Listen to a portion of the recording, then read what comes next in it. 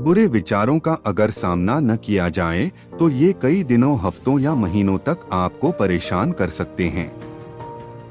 ये अक्सर उसी वक्त पर आया करते हैं जब आपको इनकी कम उम्मीद होती है, जैसे कि जब आप उन स्थितियों का विश्लेषण करते हैं या मानते हैं कि किसी ने आपका अपमान किया है। विचार दर्दभरे होते हैं, बुरे विचार आना स्वाभाविक है और आपके दिमाग के पास में उनका सामना करने के तरीके भी होते हैं, भले ही बहुत सीरियस डिप्रेशन से गुजर रहे होने पर या फिर आपके बुरे ख्याल बार बार लौटकर आने पर आपको मदद की तलाश करना चाहिए।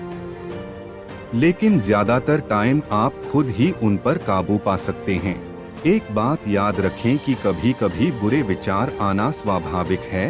ये अपनी परेशानी को पहचानने, उसे स्वीकार करने का संभावित एक अकेला तरीका है। बहुत बार आप ऐसा मान लेते हैं कि आप अकेले ही हैं जिसे ऐसी मुश्किल हो रही है, या फिर आप जिस स्थिति से गुजर रहे हैं उसे कोई नहीं समझ सकता। लेकिन बुरे विचार जीवन का एक हिस्सा हैं और सबसे महत्वपूर्ण बात, वो चले भी जाएंगे। मन में बुरे ख्याल उठने की वजह से खुद को मत कोसें, क्योंकि इसमें आपकी कोई गलती ही नहीं है। इसमें मेरी गलती है, मुझे ऐसा नहीं सोचना चाहिए था, या मुझे इस ख्याल से नफरत है। इस तरह की बातों का इस्तेमाल मत करें। आपको पहले भी बुरे ख्याल आए होंगे और ये आगे फिर से भी आएंगे, लेकिन आप फिर भी यही हैं, जिंदा हैं और स्वस्थ भी हैं। आपके बुरे विचार आपको मार नहीं सकते हैं, बशर्ते आप इन्हें अपने लिए विकराल मुश्किल नहीं बना लेते। सोचकर देखें, ऐसा क्या है जो आपके विचारों को बुरा बना रहा है?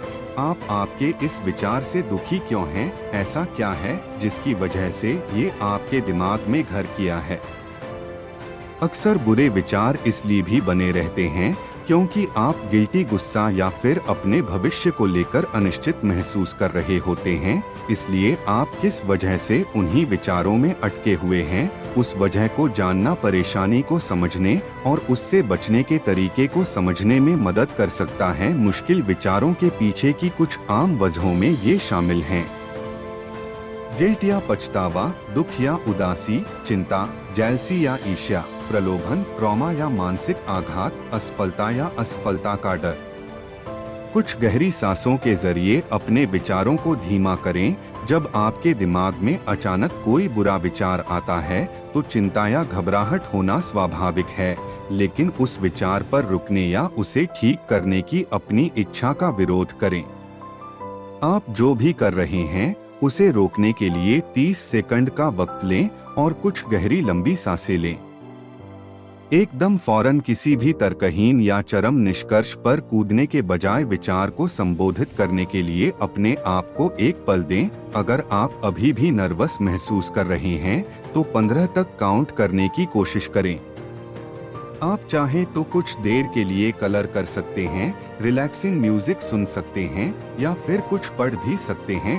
वैकल्पिक रूप से बाहर निकल जाएं, खुद को कमरे से बाहर कर लें या फिर अपने मन को साफ करने के लिए छोटी सी वॉक पर जाकर देखें।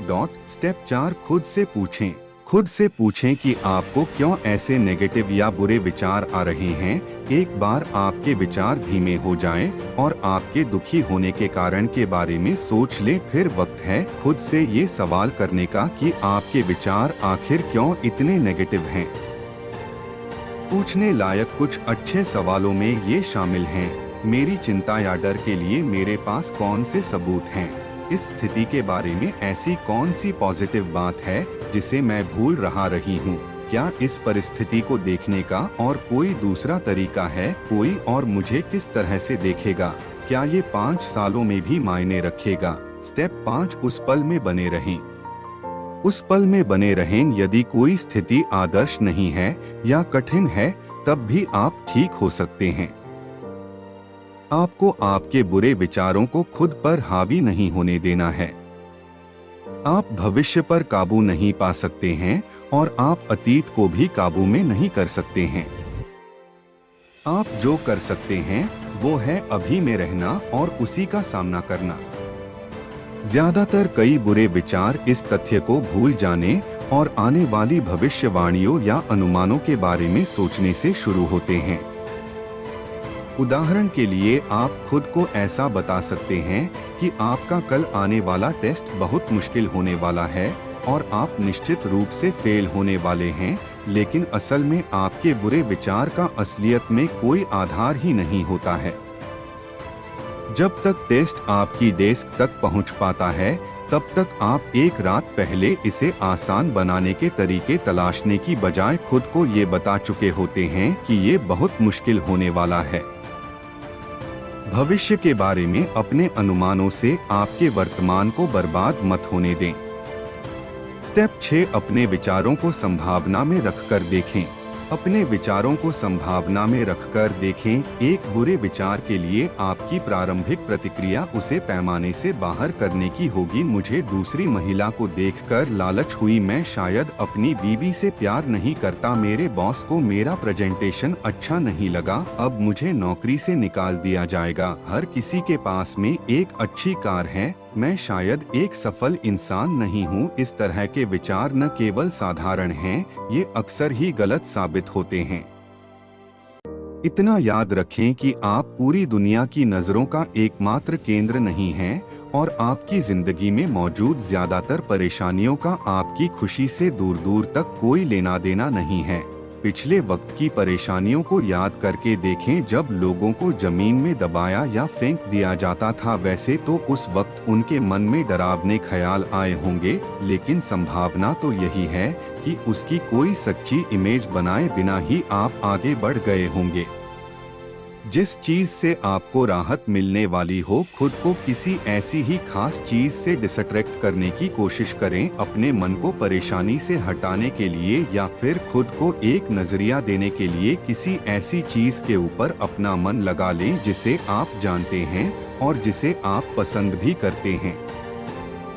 अच्छी याद से जुड़ी किसी चीज के बारे में सोचना आपके अच्छे विचारों को एक नजरिया दे सकता है। चीजें हमेशा से इतनी बुरी नहीं रही हैं और न ही वो भविष्य में भी बुरी ही होने वाली हैं।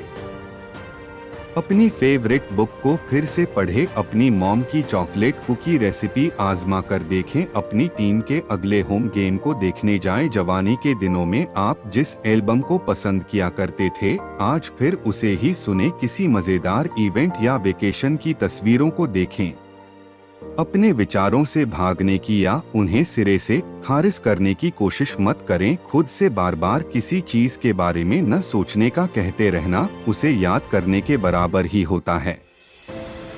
आप आपका सारा वक्त बस यही मेरे ब्रेकअप के बारे में सोचना बंद कर दे कहने में बिता लेते हैं, लेकिन आप ये महसूस ही नहीं करते हैं कि आप अभी भी अपने ब्रेकअप के बारे में ही बात कर रहे हैं। आपको अपने विचारों को या तो किसी और दिशा में ले जाने की कोशिश करना चाहिए या फिर अपने बुरे विचारों का सामना करने की कोशिश करना चाहिए। अपने विचारों को लगातार खुद से दूर करने की कोशिश की वजह से आपकी ये परेशानी सिर्फ और बढ़ती ही जाती है। कुछ मामलों में परेशानी का सीधे सामना कर लेना ही सबसे अच्छा होता है, जबकि दूसरी परिस्थिति में उसे खुद से दूर रखना ही बेहतर होता है। स्टेप 9, परेशानी को जाने देने के ऊपर काम करें। परेशानी को जाने देने के ऊपर काम करें। बुरे विचारों से उलझने की बजाय एक गहरी सांस लें, उन्हें स्वीकार करें और आगे बढ़ जाएं। इसे सीखना मुश्किल है, लेकिन इस स्किल को सीख लेना ही अपनी बाकी की जिंदगी में नेगेटिव विचारों के साथ लड़ने के लिए बेस्ट होता है।